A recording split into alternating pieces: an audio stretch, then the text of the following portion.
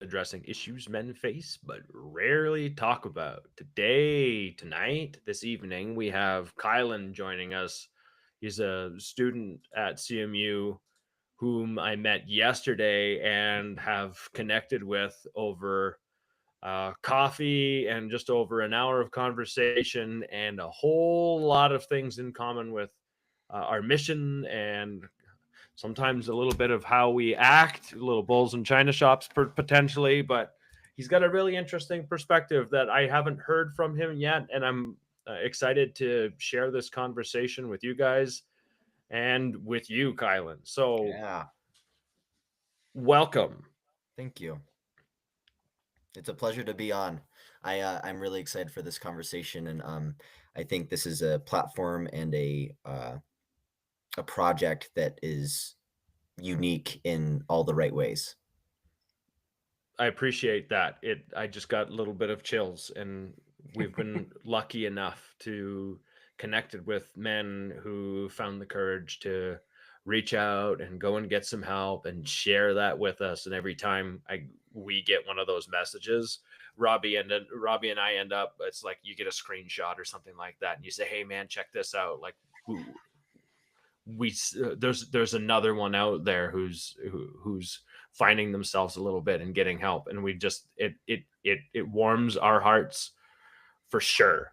Yeah, it's powerful to see uh, your experience and your struggles become, or you see the likeness of experience in others. I think that's a rare thing, especially for men, and especially in the world of westernized masculinity. I think that the shared experience is the hardest thing, and so being able to have a platform like this is really cool.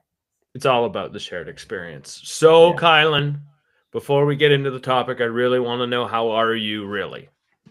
And I shared this with you already about why we do this, but Yeah. how are you really, man? How are you?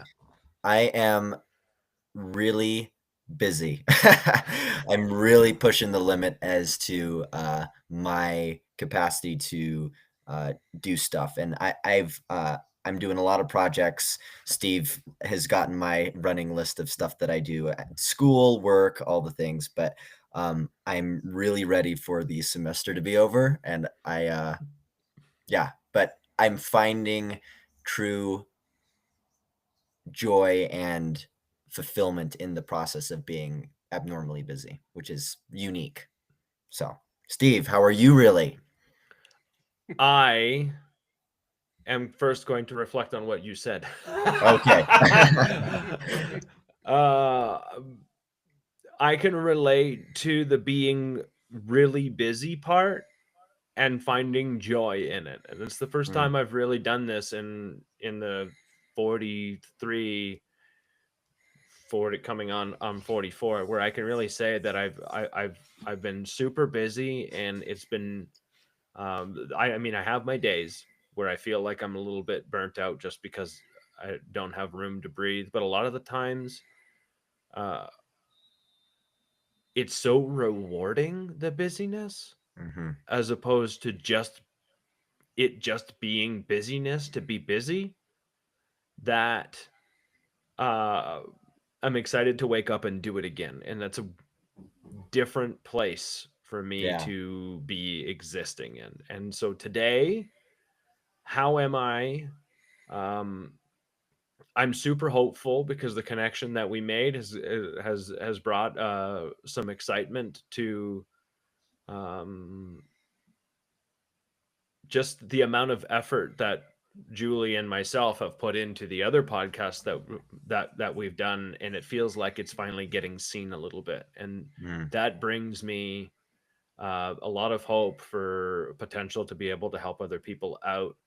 And also, I found myself this evening, looking over the final projects of a course. Uh, the final on my business communications is to write a professional email to someone who has impacted my life mm, and send it to them.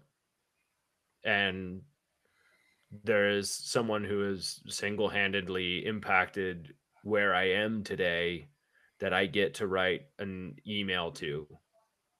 And I wouldn't be here. I wouldn't have the courage that I have right now if it wasn't for being able to share a lot of the hard things with her. And so I don't know anyone else whom I get to write this, whom I'm going to write this email that had that much impact. And I'm looking forward to putting that in a professional email and allowing my heart and creativity to put words to it. How cool. So that's how I am. I got a little bit teary when I read that because I was like, wow. That's where that's what that has to be written. Then that's who that has to be written to. So I'm excited. I'm excited for it. Very cool.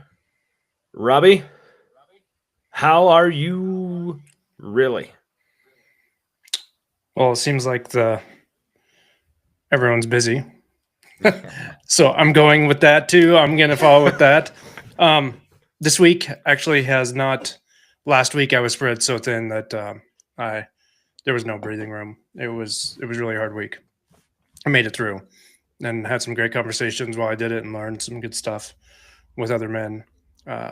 This week has not been so busy, which has been awesome. I'm getting ready to go to Utah next week to work and spend time with some family. So there's a lot of getting that scheduled with work than family. So one thing that I want to talk about too, how I'm doing is I stay so busy a lot of the times that when I don't have a lot going on, that I run crazy in my head. And what I've been doing, like today, I got home and immediately I'm like, I gotta go do some self-care. So I got in the bathtub because I knew if I didn't get in the bathtub, I would come sit behind the screen and drive myself crazy with whatever, either scrolling through YouTube or just mindlessly numbing my brain. So sitting in the tub and just taking some fresh breaths, and I did the same thing yesterday too, 2 days in a row now, was some self-care that I needed. But tomorrow's a new day. I'm excited. It's Friday and get to go do some fun stuff next week, hang out with some friends that I haven't seen for a while and see some family. And I'm excited to have a little downtime, which I'm excited, but I'm a little nervous too, because I know with that downtime, there's going to be some in the head time. And I think I'm going to have to use some tools to stay out of it. And you're going to get to learn a little bit more about you in Yeah, the process. Yep. A theme I'm recognizing in all of our responses, it's like we have a bucket that we've hung up and somebody's taken a shotgun to the bottom and there's just water spewing out the bottom. How are we pouring enough water to retain some level of water in the bucket while there's all this water falling out from the bottom? Like keeping that balance. I'll hand you the duct tape, Robbie, if you can seal up some of them holes, and then you can hand it back to me. And Kaylin can keep dumping water, I guess. Yeah. Someone's got to make it rain. Yeah, we got to keep the balance somehow. Yeah. That's what this podcast is all about, right? Creating that space, allowing people to share. And I know a lot of the times when we're done one of these episodes, that I feel like my bucket's filled up more than it was when we got here. And there's I'm gonna break in, sorry. Yeah, go. Last week with my horrible week, we had Justin on, and my bucket, there was a slug in my bucket, multiple slugs in that bucket, and there was no more water coming out of it. It was so empty that the plastic was crumbling. After that conversation, that bucket was full to the top and overflowing. Wow. With water. And that's all I needed was that one sit down with a stranger that I never met before, just like I'm going to do with you, Kaylin, and have an honest conversation. And that one was a lot about grief. So I'm in that stage of life right now. It's my father passing. But one thing was, when we're so busy, we forget about things that really mean stuff to us. And sitting there with Justin, I'm like, oh, I forgot about my dad's death. And I know why. because that's what I do. I keep busy to forget uncomfortable stuff or push it to the side. So, anyway, sorry, Steve. I just had that thought in my head. No, that's get it out, man. Get it out. Get it out. If you're still listening, of course you're still listening if you can hear me talk right now. Hit like, hit subscribe, hit follow if you find this helpful, enjoyable, if this is something that you like. It gets it in the hands of other men, other people that are looking for conversations like these. So please do if this is something that you enjoy. Kylan, Yeah. you have a really interesting topic that you wanted to talk about, and I am curious to hear what you're going to bring to the table here when it comes to sharing wisdom from, and you'll say this better than me, sharing wisdom from our grandparents, our elders, and how it gets transferred down to us and how we can use it, or is this something that we even do anymore? Mm-hmm. So give us a little bit of your background, what you're studying and that sort of thing, and dive right in. Yeah. I'll start with kind of my why behind a lot of this too. I come from a generation that I think the large majority of us are developmentally 3 years, 4 years younger than we actually are chronologically, because we got stuck in this thing called COVID-19 shutdown. And I don't feel as much as some other people that I've had detriments, but every single one of my friends and siblings and family members has fallen back because of the social isolation. And a lot of what I noticed sparked the interest in me wanting to go into mental health, but also go into researching really what belonging means. And that started in a very esoteric, fun corner of it. I was studying freshman year of college rite of passage rituals, and specifically how they correlate to social identity. And we found some significance in how people who participate in contemporary rite of passage rituals are more likely to have increased levels of social identity. So they feel more connected to the group and the body of individuals that they align with socially through a mechanism culturally specified. And so that has sparked more and more rabbit holes, trying to find kind of the golden thread, I always call it. What is the genesis of, or the anticipating thing that causes these things to happen? And what is the root? Yes, the root. That is exactly what I'm looking for. The seed, the root, the main root, like anything else, right? The one that goes the deepest, where everything else comes from. And I think that, looking at knowledge in a ecological sense, it is very webbed, and maybe to use another metaphor, like the part of the web where most threads overpass, like what's that point? And that has led me to studying elderhood. And so I'm launching a multicultural study where we're interviewing the culture's elders, and we're interviewing the culture's adolescents, the same questions, and we're seeing if there's a correlation in theme for their answers. And so we're doing that in the USA, Uganda, and Moldova. And so we're getting this cultural melting pool that gives us some variety to see, are there some primitive cultures that are still around where elders are informing tradition and passing down the wisdom to adolescents, maybe by way of a rite of passage ritual. But is this happening in primitive cultures, and why is it not happening in the US? And so my hypothesis of this whole thing is it's not. We don't have social structures or elders or people in our lives that serve as that point of wisdom for us to orient our lives around. We're very individualistic, and I think that's to our detriment. That's my soapbox pitch. I think this is fascinating. I spent some time in Flagstaff, Arizona, working up at the Grand Canyon, and I was surrounded with the Navajo Mm. culture, and I was watching it fall apart in front of my eyes with the youth. The elders wanted the youth to learn Navajo because that's the only thing they spoke. And the kids did not want to learn that. They wanted to learn English because that was the cool thing. Mm-hmm. That was how they want to identify, right? Their culture, in a lot of their eyes, has been taken away, and they've been handed this culture, and they need to move forward with it to be seen, because their culture is looked upon is however they saw it. I couldn't get a real answer out of that.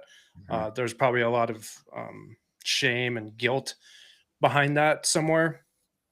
But I was watching it just fall apart when a guy I worked with, you know, they would go to these powwows and he wouldn't go. And I'm like, why don't you go? He's like, because I don't speak the native language. Mm. I said, but your mom and your grandparents do. Well, I don't want to be around them learning it. I'm too tied up in rap music and American culture. And I'm like, well, your kid is not going to know Navajo at all. And his kid is going to be so far away. His kids are, going to be so far away, disconnected from your culture that there's nothing left. How many more generations go down the line before it's gone? It's almost gone when I was seeing it. Fast forward now, I live in Rapid City, South Dakota, and we have the Lakota uh, Native Americans here, and it's like the same things happening again. But now I got to fast forward into the new generations where I kind of missed a little bit when I Mm. lived back in Colorado, and it's so far gone now. That's either the youth want to be tied up in crime because that's the cool thing to do, drugs, alcohol, whatever that is, then you see this little teeny percentage of ones that go to college and want to make something out of their lives. Then I see these parents that are disconnected from their heritage now, and they're just lost. So it's just this big line of lineage that's just going away. And uh, talking to your elders and a rite of passage, that's all gone. And as well as I do, most cultures had a huge rite of passage, men or women, throughout time, and now they're just gone. Like, not all of them, but the ones the Native Americans are that I've seen, they're just gone. They don't have those anymore. And where you're going with your hypothesis, I think that's where they lose their identity. Exactly. Because like a 15-year-old girl in the Mexican culture with the quinceañera, that's like her rite of passage of womanhood. Yes. I still see that today, and you can still see that culture strong. But it's just it's very interesting. Well, and I really appreciate your response to that, and I love the anecdotes you're able to provide.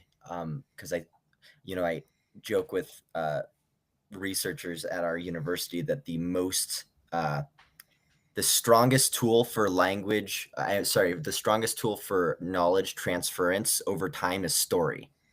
Like, over the span of hundreds of thousands of years, the tool to transfer knowledge, the best, hasn't been data. It hasn't been any of the quantitative research that we sit up on our ivory towers in the university doing. It's been story. So I appreciate you sharing your story. And I want to point to a specific part of what you're talking about with the young men getting into crime, because it's the cool thing to do. There's an innate need for belonging. There's an innate need to be part of a group or to be part of a culture. And that individual is going to fill that gap, whether it is pro-social or anti-social in nature.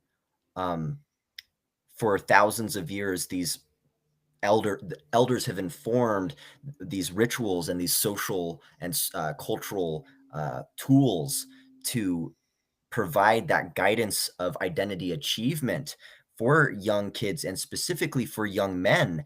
And now that's not happening. And I say specifically for young men because there's not necessarily a biological mapping of development that is as clear as a young woman. You talk about the Navajo, and they have the Canalda ritual. I don't know if you were able to hear about that at all, but it's the rite of passage ritual for young Native American Navajo girls. It's when they first start menarche. That's the biological clock that starts the ritual. We don't have that as men. And so it's a lot easier for us to lose our rituals because our development is so more ambiguous, if you will. Isn't that why they used to do it like by age? You hit a certain age as a man, and then that was the time when you were part of said ritual. Yeah. And it was some of it too is once you started to act a certain way within a society, naturally, I think around 12, 13, boys start to challenge fathers or start to push and kind of start to rough the edges of the family, see where their boundaries are.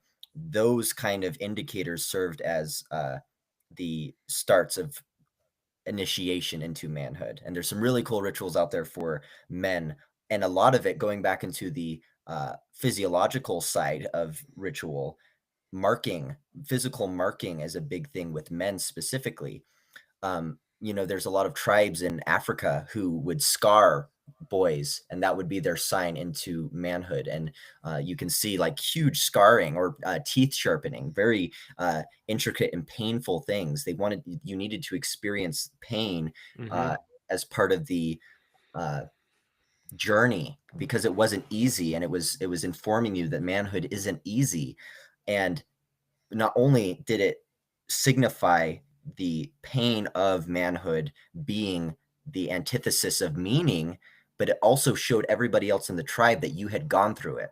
Oh, he has his markings. He's a man. And so everybody in the tribe had to treat you like a man. There wasn't this weird disconnect where we have boys that are 30 years old still living at mom's house, or 13-year-old kids going and doing crime on the streets. There's not that disconnect. You were either in the group of men or you were out. And so what's happened to our culture now? I mean, this Yeah. is pretty obvious when you've already framed it the way it's been framed. But I mean, that also, and I had this conversation with Julie, that also, like, if you went through this rite of passage, suffered the pain, whatever that journey in that culture might have been, you were now seen as a man in that culture that survived that thing, and the women could see that he survived it, he didn't. Who was the tougher man in general? Like he the one survived the rite of passage, the other one didn't. You know what I mean? And so right now we don't have that. There's no like a defining moment where you can set yourself apart. Essentially, it is essentially random at this point in time. And so we now pick a mate based on really non-substantial things, whatever's visible. And the only thing that creates a level of safety now is a financial safety, because it's not like you're going to go outside and you don't know how to, you have no need to wield a sword. You have no need to defend yourself from much. You go to the grocery store, you go and grab your stuff, you go to work. Like we are not threatened people. Overall, we're very comfortable people. And because we're very comfortable, I think we start looking at things on a very surface level as opposed to getting down to the nitty gritty. I don't know. I'm tangenting a little bit, but I think it's very relevant. You're on a good track too, and I love that you tied in the interaction of gender there too, because when you have a cultural understanding of what it means to be a man and a cultural understanding of what it means to be a woman, there's so much more mutual respect for one another when a relationship occurs. A woman is also seeing the man go through the rite of passage, they understand the cultural identity associated with masculinity and vice versa with femininity. And so that is a underbelly which is within every marriage within that culture. And that doesn't exist in a Western sense. Right now, we've almost completely destroyed both versions of femininity and masculinity. Like we're trying to rewrite something that's more animalistic, I think, in us than it is. Like, I don't care what definition you give it, it still exists. Yeah. Right. We can give it a different set of words, but we're not going to refabricate the way we're designed. And I think that's the core of it, is it not? Yeah, and we're pulling in the wrong direction in a lot of ways, because when you really look at how masculinity is defined in some of these social constructions that I'm talking about, it's actually developing masculinity in a feminine way. You're allowing yourself to be wounded. Like there's a it's very hard to describe. There's almost the opposite builds each other. And so in a cultural way, masculinity is built through femininity, and in a cultural way, femininity is built through masculinity. And in these primitive cultures specifically, femininity is associated with certain aspects of masculinity, and there's this interchange between the two, but it's defined, and it's really associated in the right place. And so surrender and the willingness to be wounded and the willingness to care within masculinity is mapped differently than it is in femininity, but they represent themselves both in the same. I'm thinking, with our culture, what, the rite of passages used to be. And I think during wartime, it was a man going to war, a young man going to war, and his high school sweetheart waiting for him to get back. Him coming back, fighting the war. He has honored his country. He's honored his family, whatever. She waits for him. And on the feminine side, she waited to bear his children. That was that side. Then I'm trying to go forward, and I'm there's just big blah.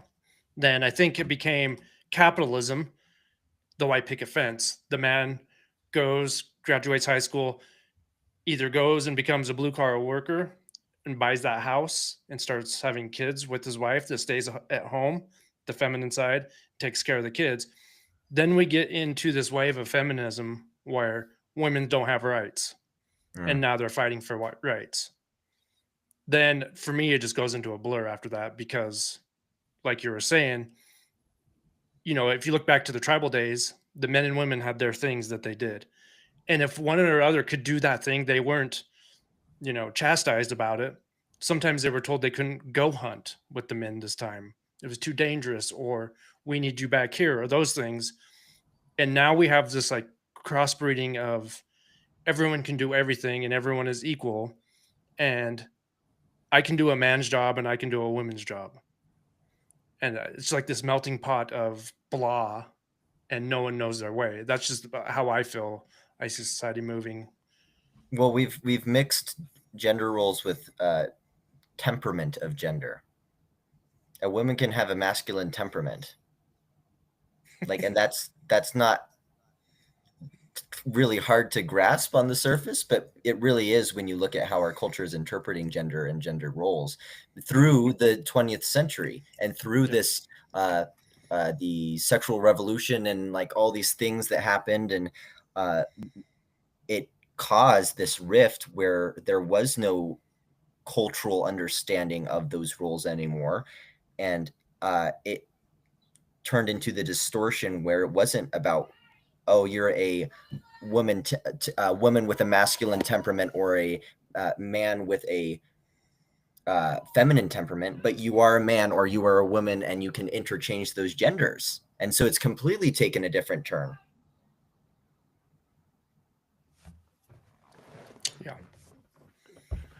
we've almost made it definite one way or another when it's really not. Mm-hmm. And I think it's actually quite damaging. Yes. There's we're lost in it. And I think it creates a lot of this. Where we're at now is it's your fault for why I'm the way I am, and it's my fault for it's their fault for why I am the way I am. And you see it way more on social media than you do it in actual real life, because social media, you can dump all of your pain all over the place without too much for consequence, real life consequence, because you can turn this off and walk away. But it lacks an actual consequence. Like if I was to go up to you and say some of the things that is said online, you'd get cracked in the face.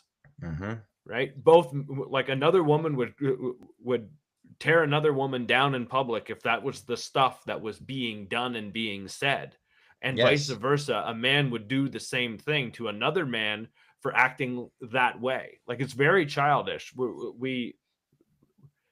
Immaturity is absolutely promoted right now, and accountability is gone. I say out loud, I think there is an accountability allergy out there. Like, it's bad. Like, we're like allergic to it.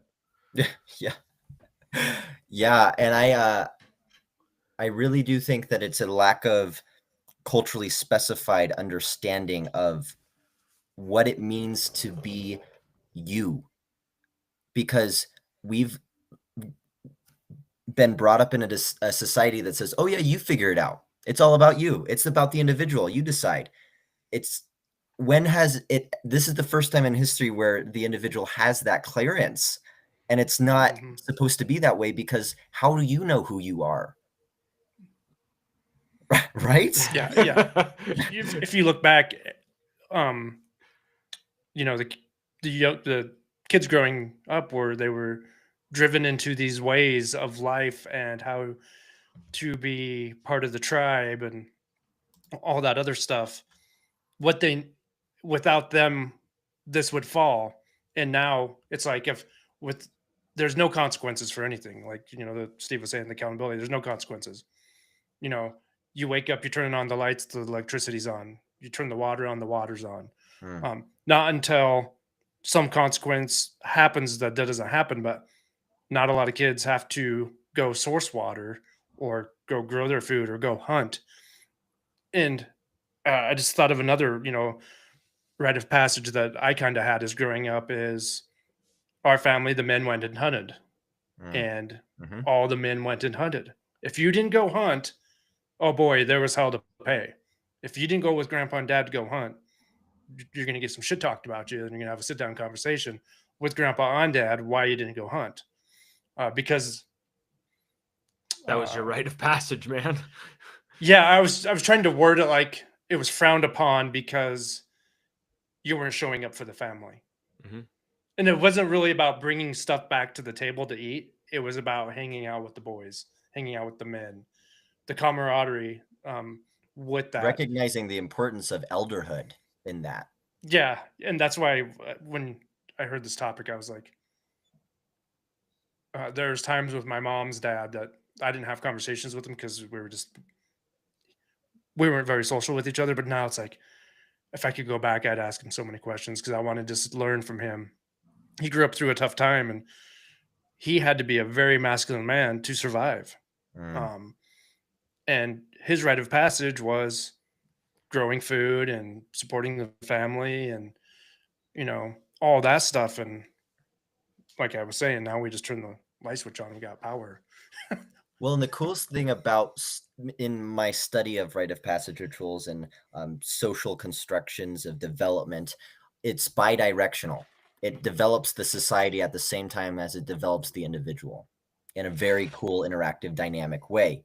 Really? And the biggest issue that I point out when I hear about kind of our contemporary issues with rites of passage are, it's not that the individual doesn't find identity, but it's actually that I'll reiterate that the social body doesn't accept the individual in the formed identity that they choose.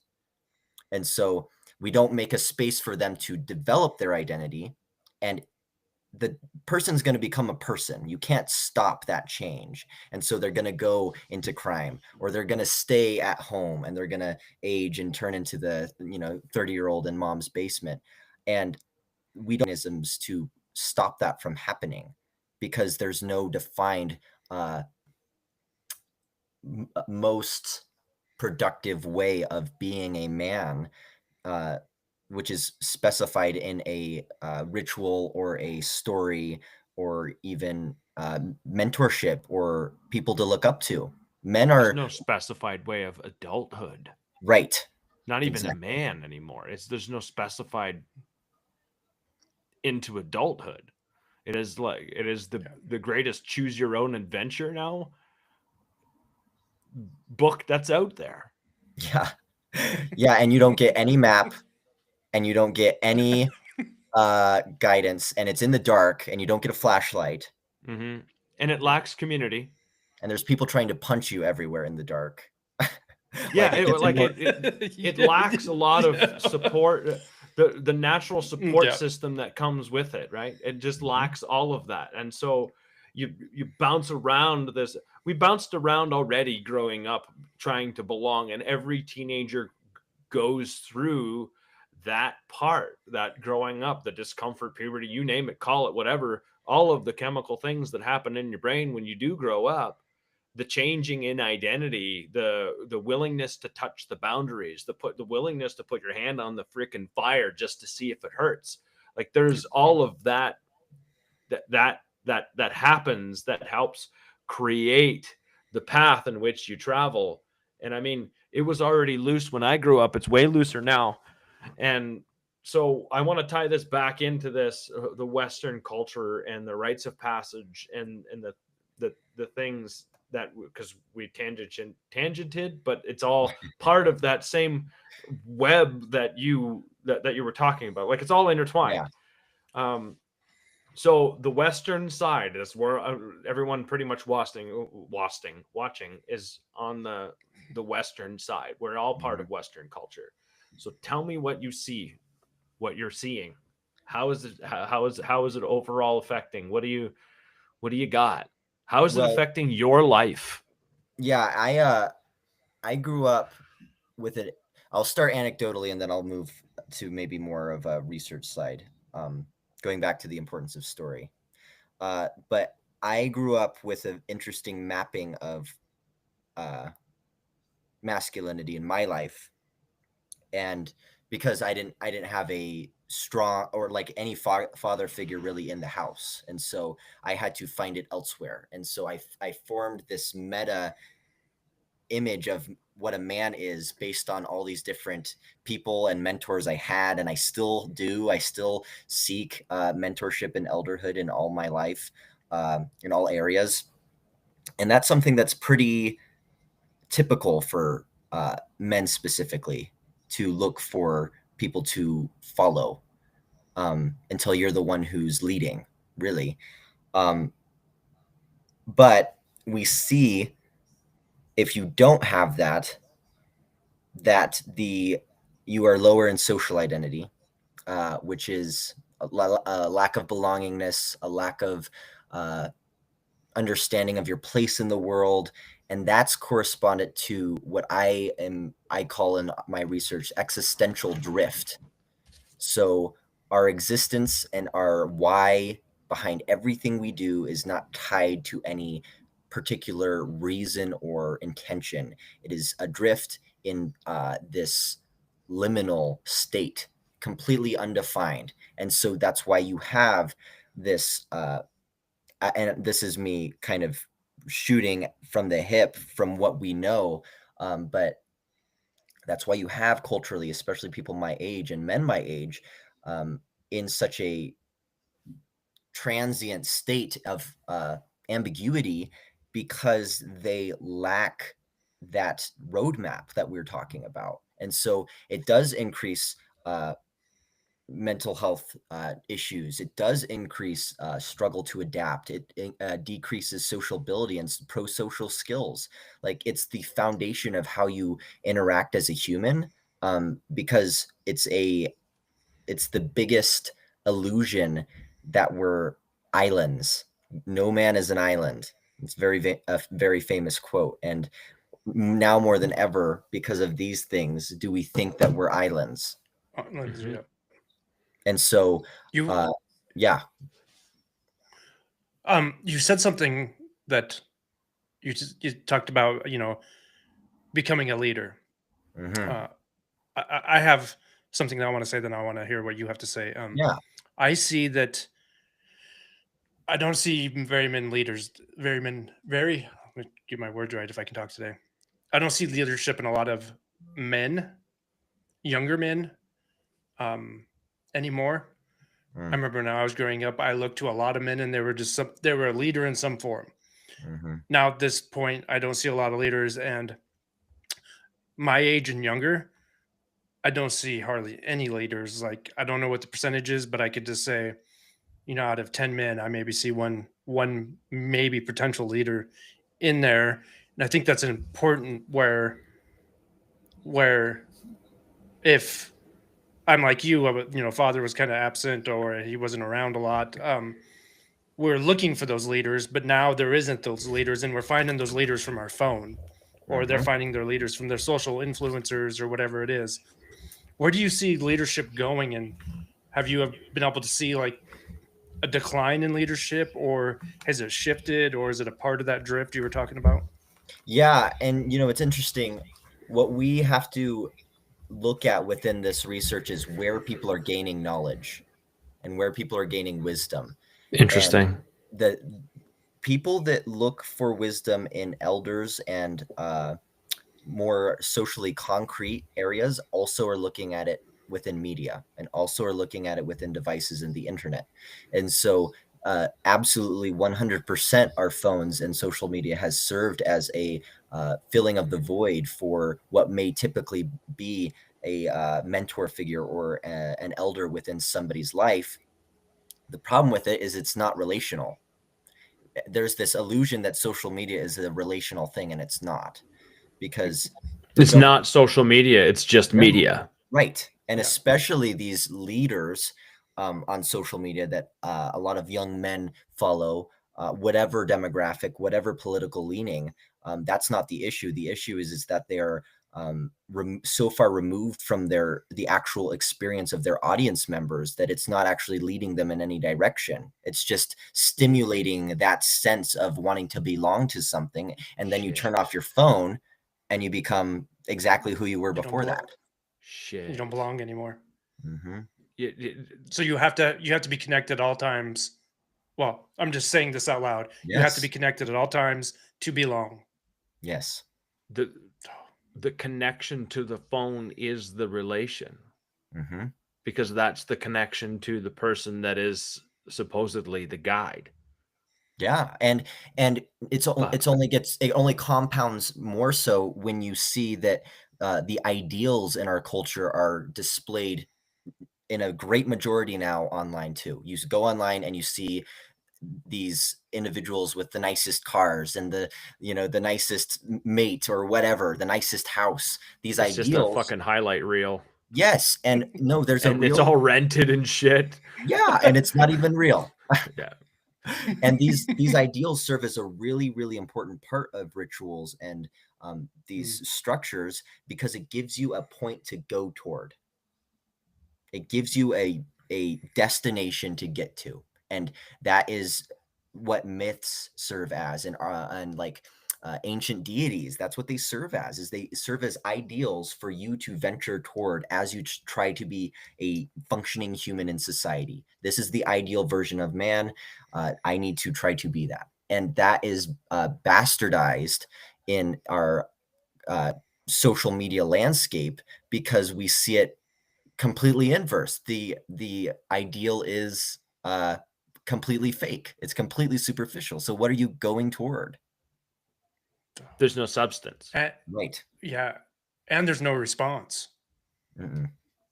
No, you can like this person, like you like this person, right? You look up to this person and you send a message and they don't respond. There Right. is literally no exchange of idea. There is no exchange of thought. There is no exchange of emotion. There is no exchange of anything. Right? Yeah, and that's why I say it's not relational. It's not social. The connection is absolutely superficial. It exists. It exists on its own little island as a fabrication in our own mind. And Because I there said is, yeah. Well, I said earlier in this conversation that rituals serve as bidirectional, and we have in media and in these social landscapes, we have a one directional. Oh, influencer top down influencing everybody underneath them. It's not this directional thing where an individual influences the culture and the culture influences the individual. It's not that. It's scary. That's like what's going through my head is like, there's a lot of swear words. Yeah, there is, right? Like a lot of swear words. I'm like, do I say all of what's going through my mind right now? Because it is just now. It's not.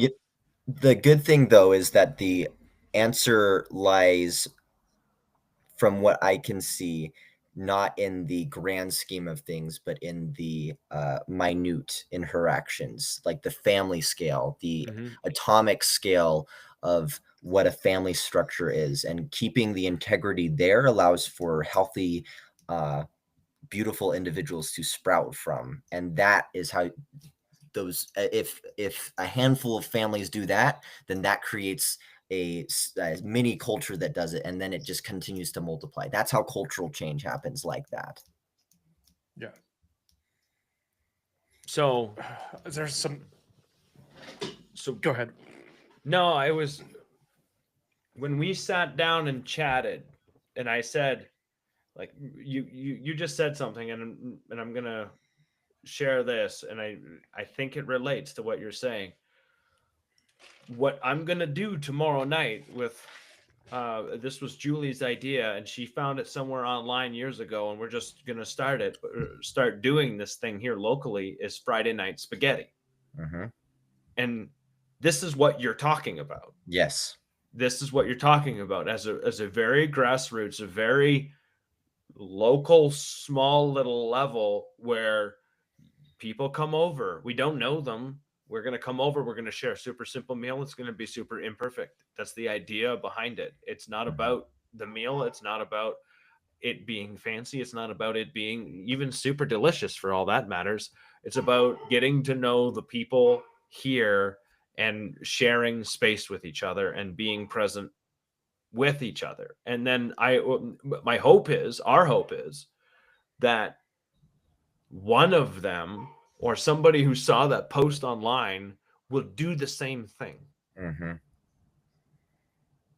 I firmly believe, and everybody probably gets sick of me hearing me say this, but like, we need each other now more than ever. We need to connect with each other now more than ever. It doesn't matter what side of the left or the right or whatever it is. We can all share a meal, and we can all share space, and we can all agree on our own humanity and share those ideas, and still have those opposites exist without having it be two sides of the magnet pushing us apart. Yeah, let's live in a bigger container than that. Like, our identities can be so much more broad than that. I'll share a quick story about how this has experientially applied to my life.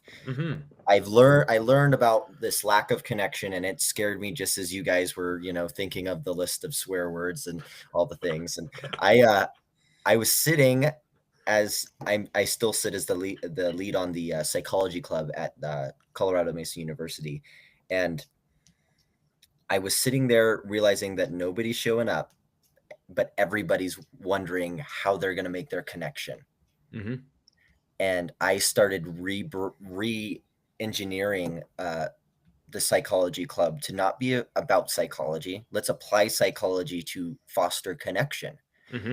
And our first meeting, we had 4 people, and that has spurred into 25 plus easy every single time.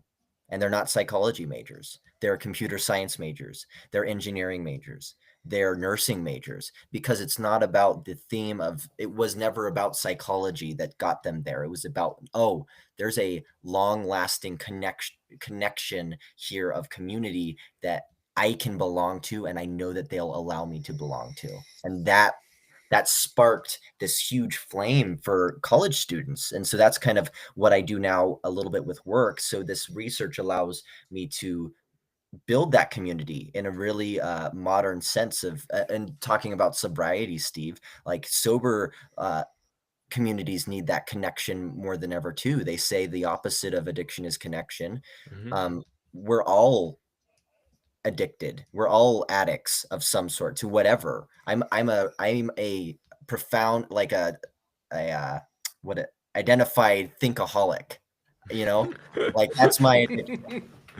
But it's through other people that simmers. It's when I'm by myself that my interior coping mechanisms start to spur out of control. That was exactly what I mentioned in the beginning. My overthinking and thinking. Are you a thinkaholic too, Robbie? Oh yeah. Yes, totally. I'm like thinking. I'm thinking some kind of model. Is there like some kind of model you're trying to follow? Because what you're doing with this research is there's like, you can gather the data of like these other cultures and stuff that's still kind of happening. But when you put it into Western culture, there's just like, it just dies off. I'm sure there's still some stuff around, but like, how are you basing like these shifts and these, where we're losing these connections, and how men and women are both being influenced by people on the phone or whatever, TV still, like, how are you modeling the downfall? I hate to use that word, but like, because there's a negative that's happening. If there was a positive, it'd look a little different, but how are you analyzing that? Yeah, we're looking, I can't say that we're modeling the detriments, but we're modeling what has been. And so we've been able to identify different ways of knowing and different ways of acquiring knowledge in this world that resonate with that same area that rite of passage rituals, elderhood, all are kind of in.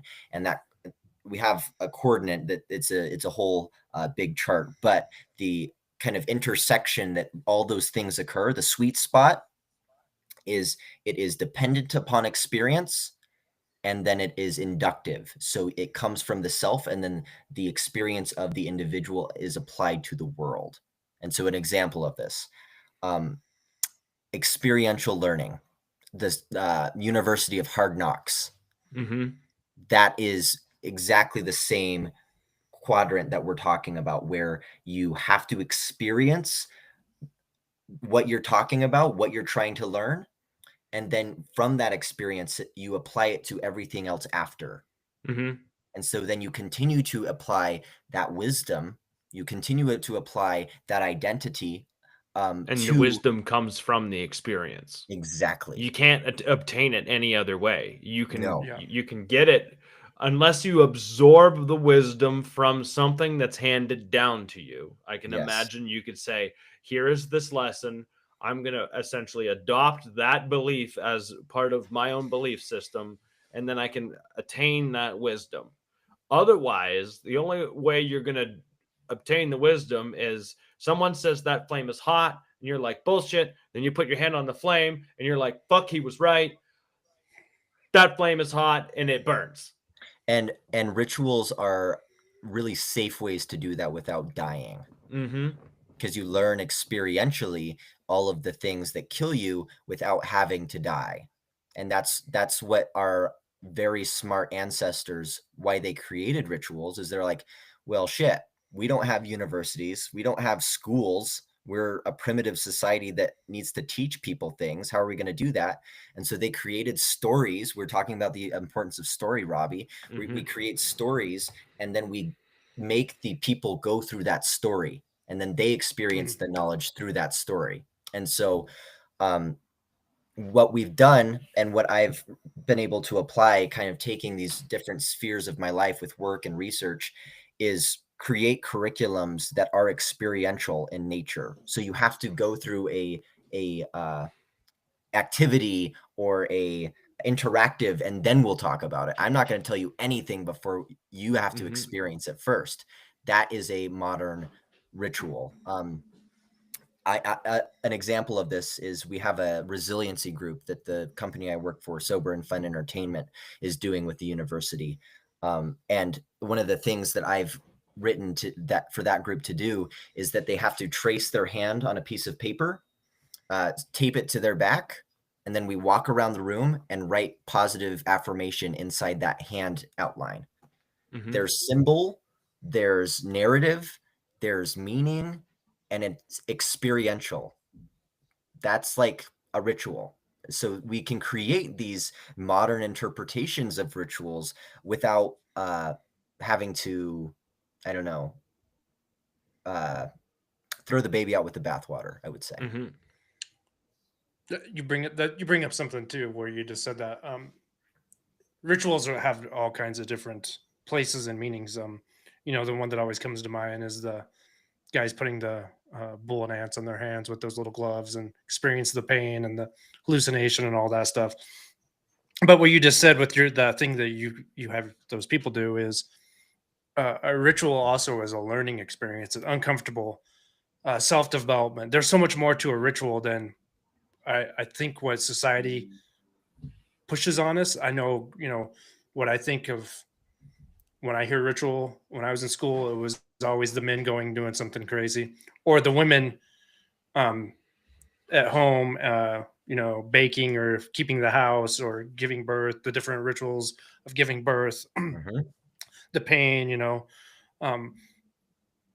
but rituals have so much meaning, and I need to rewire my brain that it's not always about pain, and it's a learning experience. And I need just to remember a ritual is a learning experience instead of it being a punishment.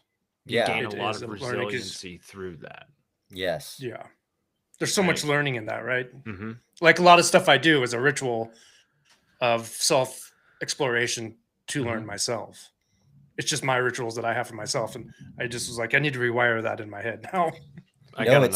It's one of the oldest ways of knowing. It's one of the oldest ways that we as a species has been able to take knowledge from the world and pass it down to somebody else, or to horizontally or vertically, to your younger or to one another.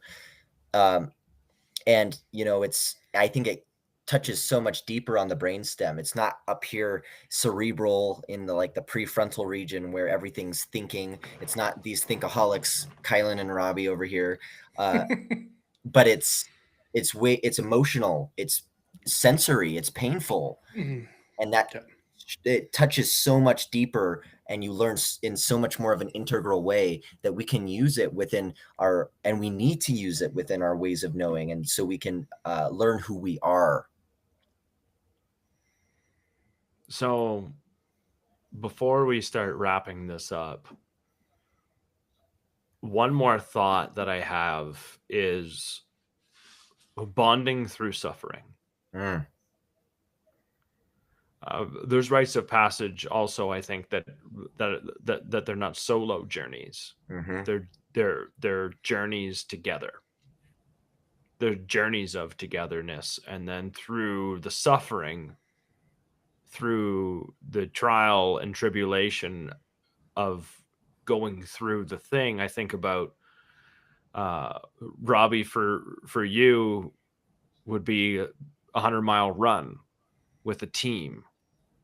For me, the longest thing not the hardest thing, but one of the most recent things that I've done was backpack 70 miles of the Colorado Trail. When you've never done anything like that before, and you've got 50 plus pounds on your back because you carry your fears, you go through ups and downs and bad times, and whenever you share that experience, the bonds are created. Yeah, and that ties so much into, kind of a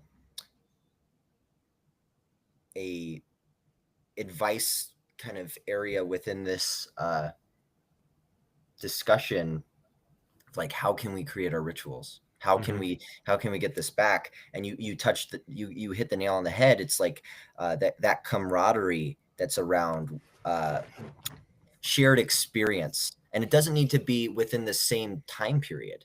Like having your kids go through the similar things that you went through, like going on a hunt. Like the elders know what's going on through your head the first time that you go out into the woods, because they were there too. And that tightens everything. That tightens the camaraderie, that tightens the belonging. And the young know that they belong to the old, and the old know that their wisdom has a good home, and they can pass that down because they know their experiences are being shared. And so how do we create rituals in our weird, screwed up, antisocial social society?